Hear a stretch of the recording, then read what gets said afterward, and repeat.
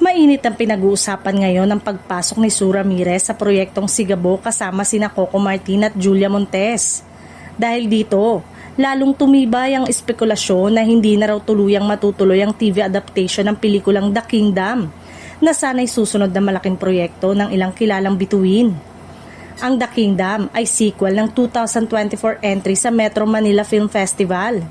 Sa unang pelikula, tampok si Vic Soto na ang karakter ay namatay sa kwento. Gayunpaman, balak sanang palawakin ang mundo ng storya sa pamamagitan ng isang teleserye version para sa telebisyon.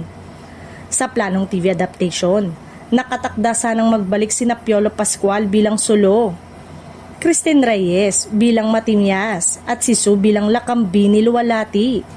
Isa pa sa inaabangang comeback ay kay Derek Ramsey na sana'y magbabalik sa paggawa ng teleserye sa pamamagitan ng proyektong ito.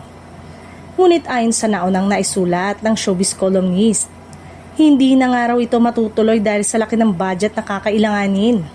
Isang malaking production umano ang kailangan para mapantayan o mahigitan pa ang kalidad ng pelikula, kaya't naging hamon ang pagpupondo nito.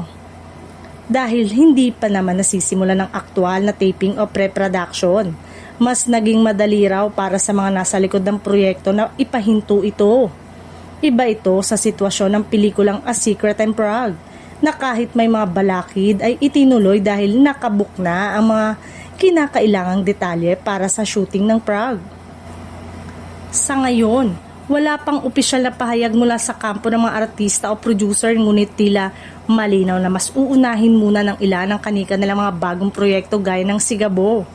Habang naghihintay ang fans ng kumpirmasyon, nananatiling palaisipan kung tuluyan na nga bang isasara ang pinto para sa TV adaptation ng The Kingdom.